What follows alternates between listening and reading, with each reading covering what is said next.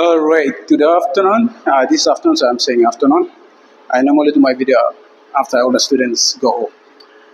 Okay, so welcome back. This is another episode, and this particular video, I will be talking about how to calculate molar mass of an unknown gas if you know the time taken for the unknown gas and the time taken for a known gas to effuse or diffuse. So I'll use this example. This is grade 11 chemistry and it's the second unit, and this example is under the topic of Graham's law of diffusion or effusion. Alright, so let's go through this example. Now let's see.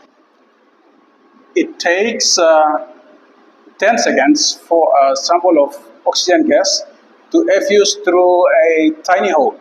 Alright, effuse, this word effuse here, it means that the gas is inside a container and then it comes out. Okay, for example, a ball. After you pump the ball, you leave it there, and after some time, you see the ball goes flat again. That's because some of the gas inside, they effuse out. Alright, under the same condition, it takes an unknown gas, okay, we don't know, 20 seconds to effuse. What's the molar mass of the unknown gas? Alright, we're going to use this formula, rate of gas A over rate of gas B. This is the original formula for Graham's law. Is equals to square root of the molar mass of B over square root of the molar mass of A. This is the original formula. Okay, here we are dealing with time. Okay, according to time, okay, the lighter gas, okay, 20 seconds and 10 seconds. So that means the lighter gas diffuses fast and it takes shorter period of time. A heavier gas diffuses slowly and it takes longer. So looking at the time here, oxygen diffuses, it takes 10 seconds, and the unknown gas, it takes 20 seconds. That means this gas here is heavy. Alright, so when we calculate, the molar mass will be greater than that of oxygen. Okay, so since we are dealing with time, we're going to change this formula. We're going to write it in terms of time, and it will be T1 over T2 is equals to, we are going to flip this one, okay? Dealing with time, we are going to flip it like this one. We have A over, okay, rate up, molar mass A. When you deal with time, it's straight. T1, and then we have M1. And then M2, okay? So this is the formula that we're going to use. Okay, so let's solve it. Alright, so oxygen, O2, 16 times 1 is 16, so times 2 of them, molar mass is 32 grams per mole.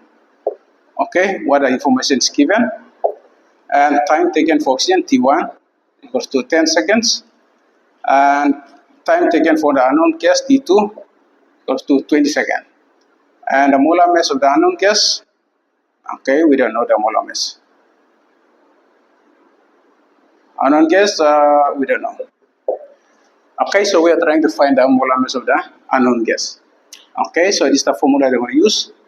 T1 over T2 is equals to square root of M1 over square root of M2. Molar mass 2, molar mass 1. Alright, after we get this now, we plug in into this now. Always take note that we are flipping. When you are looking at time, dealing with time, the formula we flip this side here. Initially, it's the opposite. Okay, rate at top, molar mass below in the original Graham's law formula. But in this case, we are trying to find out unknown molar mass. So we are dealing with time, we are given the time, so we flip this side here. We have M2 at the top, but since we are dealing with time, we have M2 along with its time. Okay, so now let's substitute now.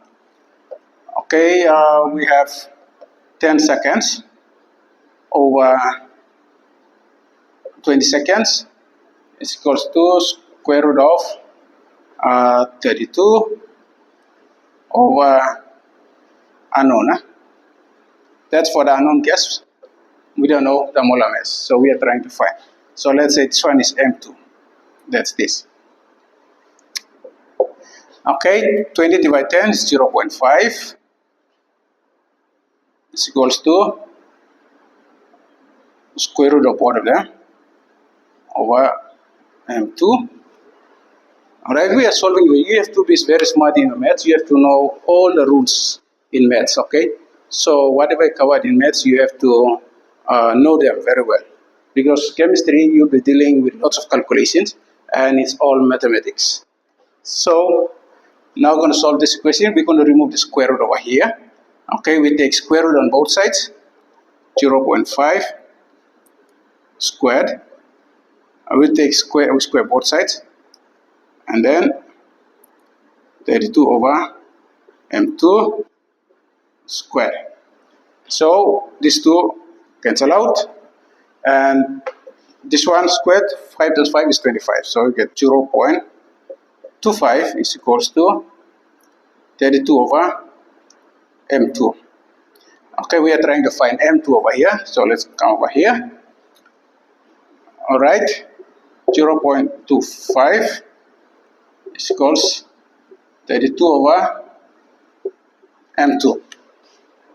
Now we can just flip, we change, we bring this one to this side and this one goes to this side. Okay, so instead of flipping it, let me just show it all together.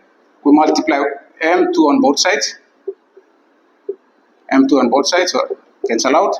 So here we 0.25 m2 is equals to 32. Okay, so remember the unit for this one is grams per mole. That's the unit. Alright, now we divide 0.25. Okay, removing this one out. M2, which is the molar mass of the unknown gas, goes to 32 over 0.25. 32 over 0.25. Okay, now you see, oxygen, it takes 10 seconds to effuse. It's lighter, and this one is 20. So that means the molar mass that we get here, it should be above 32. Okay, it should be more than 32, indicating that M2 is heavy. That's why it takes 20 seconds. It takes long. Okay, so now no calculator. So let's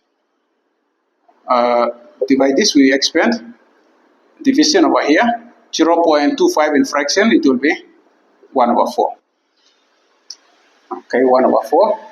Now, rule in division, you multiply the reciprocal times reciprocal of this one is 4 over 1.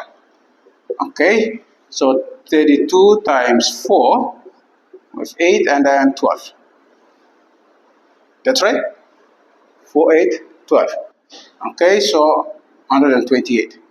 Now you see 128 is over more than 32, so it makes sense. This one is heavy, that's why it takes long, 20 seconds.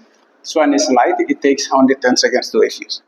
Okay, so the molar mass of the unknown gas, M2 is equal to, always remember the unit, grams per mole. Alright, so this is the answer. Now, I hope that you have learned something in this video. And if you come across questions like this, follow this one, answer the question. With that, see you next time. Adios and hasta luego. Bye.